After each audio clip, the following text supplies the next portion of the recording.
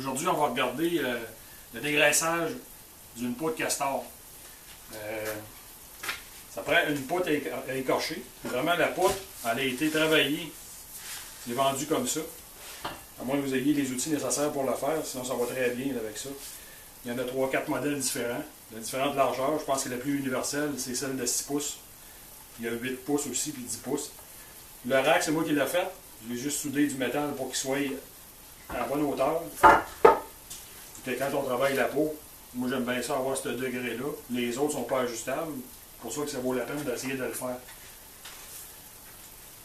Quand on fait la peau, bien entendu, quand on l'a enlevé sur le castor, il y a 4 trous, les 4 trous des pattes. Mais je commence tout le temps avec une des pattes du bas.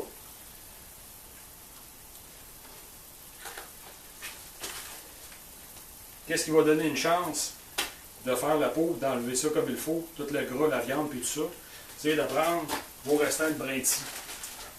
Qu'est-ce que ça va faire?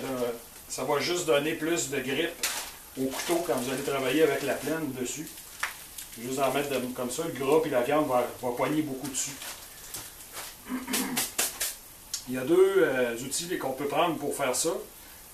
C'est sûr que il y a la fameuse plaine à écorcher qui est coupant des deux côtés. Le côté intérieur est moins coupant.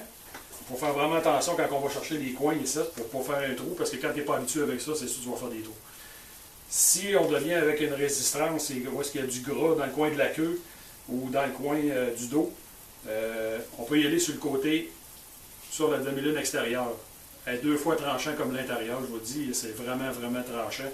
Il faut vraiment y aller en travaillant, en remontant tout le temps, sinon si vous y allez trop droite, il se fait un pli dans la peau, automatiquement, si vous faites un trou dedans, c'est pas tellement le fun. C'est pour ça que quand on travaille avec ça, on essaie de travailler sur des peaux comme des ratons laveurs ou quelque chose comme ça. L'autre outil qu'on peut utiliser, c'est la plaine en triangle. Ça va très bien aussi.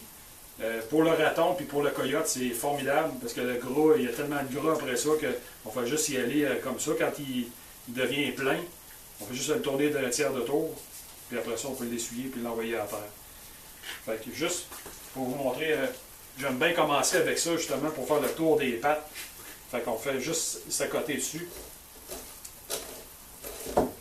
puis on descend tranquillement.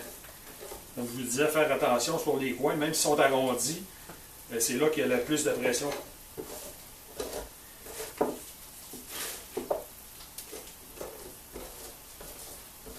C'est sûr que quand ça se met à bien aller de même, il ne faut pas aller trop fort, donner trop de pression. Si vous donnez trop de pression, à un moment donné, soit vous allez arracher le trou, la peau va passer à travers.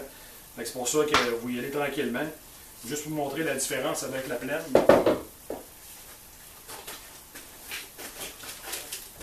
Ça, c'est le côté intérieur.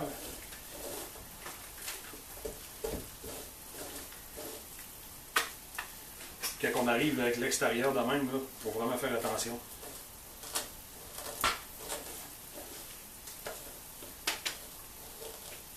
Ça coupe terriblement.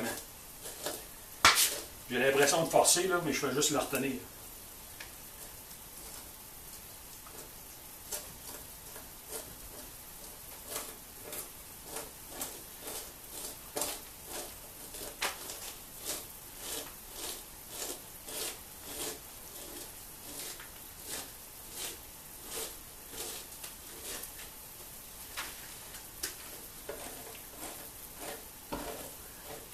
Normalement, ce qu'on fait, on fait juste on fait pas le quart de la peau ici, là, comme ça, juste le tour qui est là.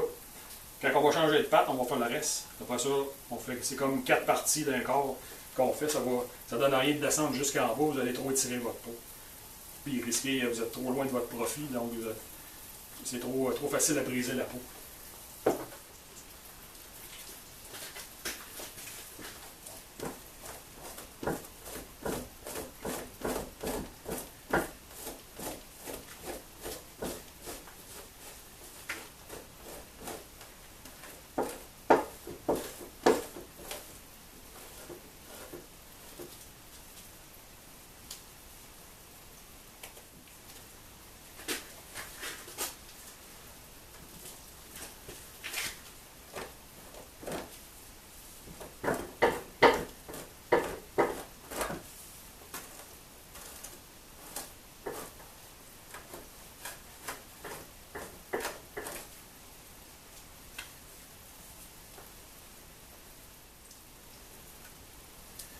fois qu'on a fini la peau, en fait, pas fini, là, mais je veux dire presque terminé, le premier dégraissage est comme fait. On voit sur le gros est enlevé pas mal. Le reste, il va se faire sur la planche à étirer.